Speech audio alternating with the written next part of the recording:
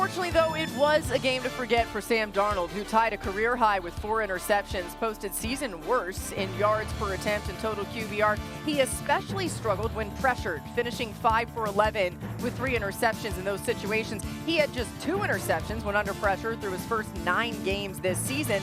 But after the game, listen to this from linebacker Ernest Jones defending his quarterback.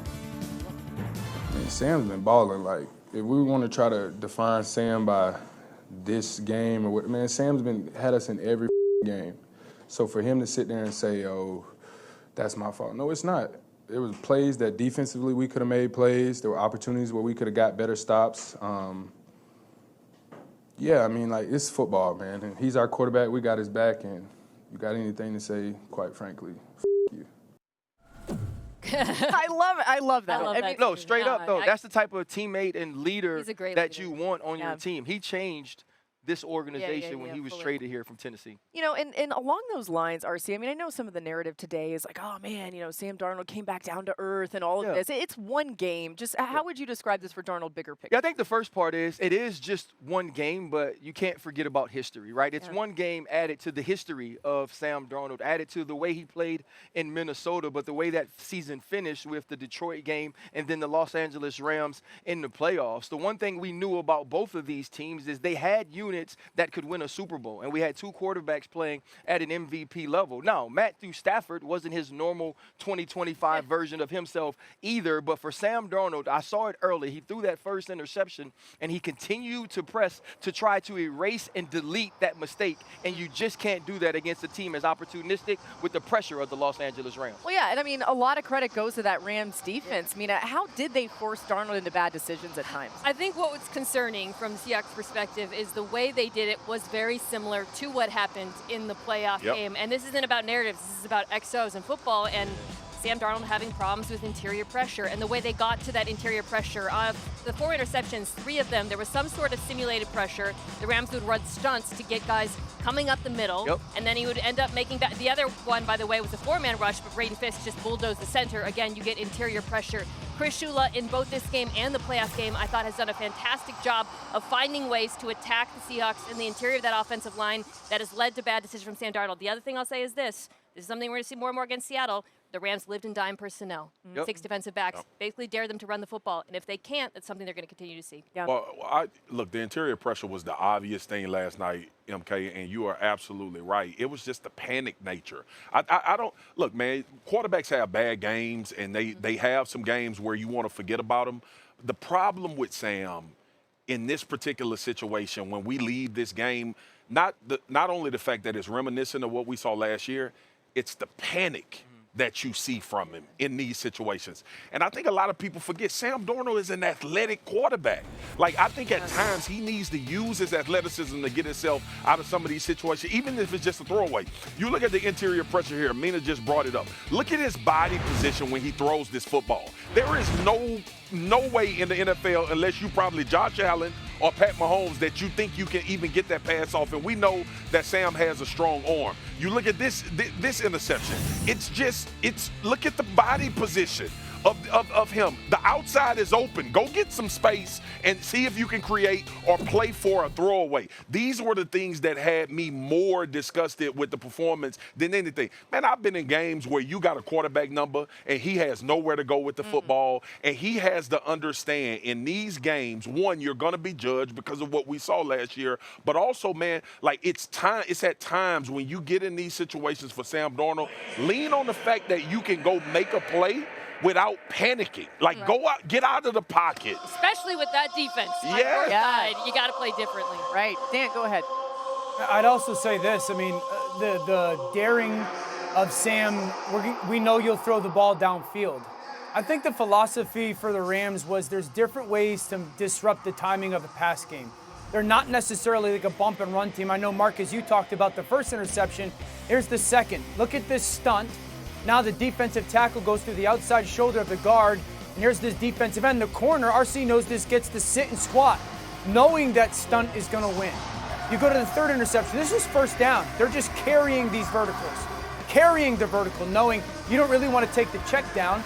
Sam's feet normally would tell him to take that check down, but he doesn't because it's 1st and 20 and he's aggressive this year throwing the ball downfield on early downs. There's the pick. And then the last one, the simulated pressure thought that Mina was talking about. There's this wrap stunt by this defense. Inside. Here comes that internal pressure. Sam's feet normally would tell him to either throw the corner route up top or take that in route. For some reason, he turns it into the scramble route, and there's those zone eyes from the defense. And so, at the end of the day, the thought for me is, well, pressure inhibits progression. And I'm not talking about the progression of a player. I'm talking about getting through the progression of a play. And that's something that Darnold has been so great on this year, and it was the weakness of yesterday's game. Well, I mean, it's getting hot here because Nelly is warming up, so you can't really hear much. Game. But that's exactly how Sam Darnold felt in the pocket. And you know, for players, you can't forget about your history either. And everybody hears what's going on the outside. For Sam Darnold, it's to now settle himself and work moving forward next week to correct some of the things we see on field. It's not a wildly different roster, right, compared to last season. Why so many struggles for Kansas City right now? I think the first month of the season, we were like, well, wait till Rashee Rice gets there. And wait till Hollywood Brown's fully healthy. And wait till Xavier, they're all there. And they're all playing. There were 12-0 in one-score games last year. They're 0-5 in one-score games this year. And the edge that the Chiefs always had was that they were always better than you at the little things, special teams and penalties. Yesterday, their special teams was a disaster. And that's what scares you. Marvin Mims here has this incredible 70-yard punt return. This doesn't happen to a Dave Toub special teams unit. They had a bunch of special teams flags, and the late extra point attempt by Harrison Butker, which would have put him over, was blocked. That is unlike Chiefs football. They had 10 penalties for 69 yards. That is not Chiefs football under Andy Reid, especially off a bye where they were 22-4 under Andy Reid, both with the Eagles and the Chiefs. They have the same players.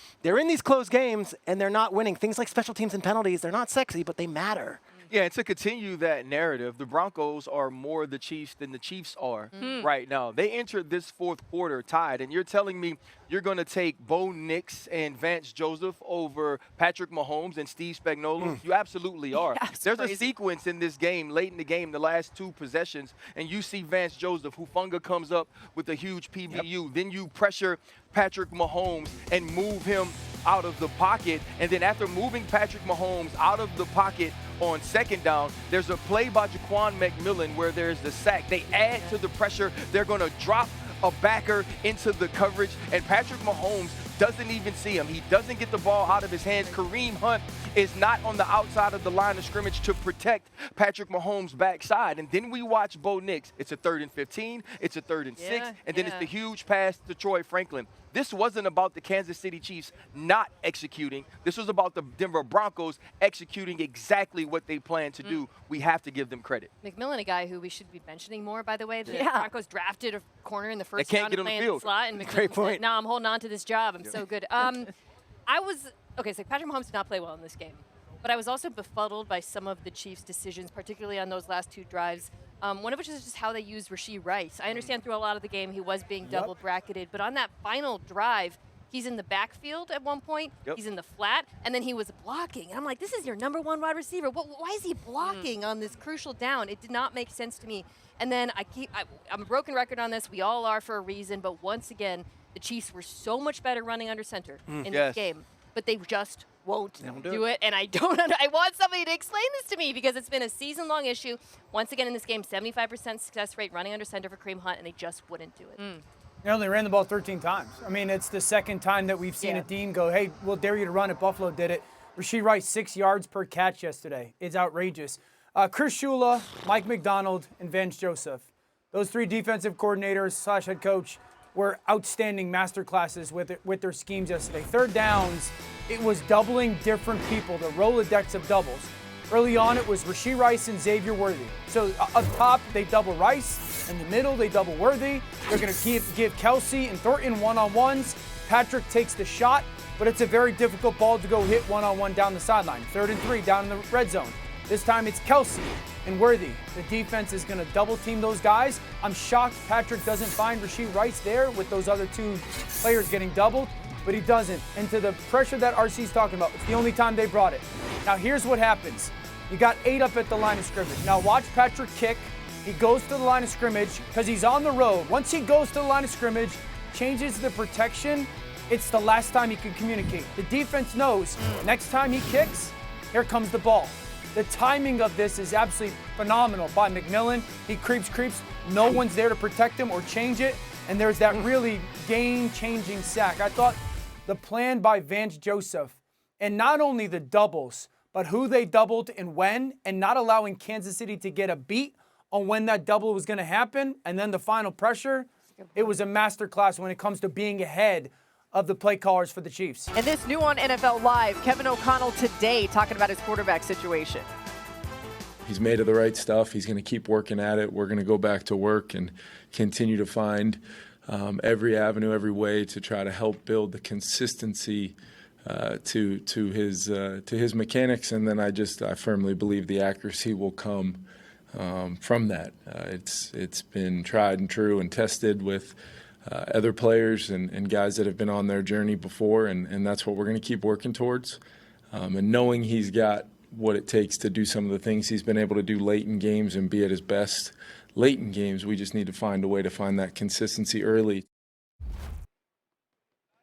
All right, so I'm told by our producer, Mark Eisman, that, Dan, you were making some faces like you weren't buying that as Kevin O'Connell was talking. Why is that? Yeah, because when you look at the mechanics of JJ, they're not flawed. I went back and watched these misses. The misses are egregious. And when Coach O'Connell says to build the accuracy, JJ is accurate. There's multiple clips of him having high-level accuracy. That's a perfect throw right there. And if we're going to blame JJ, we can blame some of the pass catchers because there's significant drops. So it's not the ask to be accurate, but the misses are so extreme. And I was going, okay, is it to the left that he misses it? Is it to the right that he misses it? Is it down the field? Is it he's locking his front leg? Are his feet displaced? No. I mean, mechanically, when he misses egregiously, I still say he's mechanically sound. I think that's the rub here, is trying to figure out why and what's going on with it.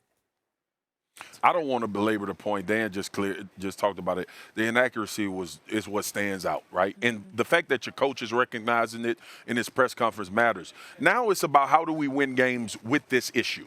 And I think this backfield and making things easy for him can become a part of the narrative to maybe get him in rhythm. He talked about late in games, and we saw him. We were in Chicago the first game he played. Late in that fourth quarter, he made a bunch of plays, made plays with his legs. Maybe you have to move him off the spot a little bit. Maybe you have to get a screen game going, lean into Aaron Jones and Mason. But again, I don't think it's fair, based on what we've seen from JJ at this point during the season, to ask him to somehow in 1 week fix these egregious issues that we talk about with inaccuracy. You have to call plays to help him in this particular situation.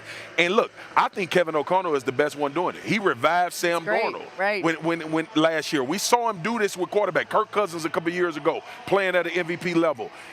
But you got to fix this with play calling, I believe. I don't think you can ask him to take the shots that you're asking him to take right now. Yeah, Big Dog, this is what I would say. This wasn't the case in Michigan. This was nowhere a part of his game in Michigan. And it's odd just to see. Let me say this to you. That Michigan offense was about Blake Corum. Yeah, it was. They ran Michigan the ball really well. Was about that offensive line, and that's all I mean. You got to throw the football in the NFL as a quarterback, but right now you may have to protect him from himself. Is my point.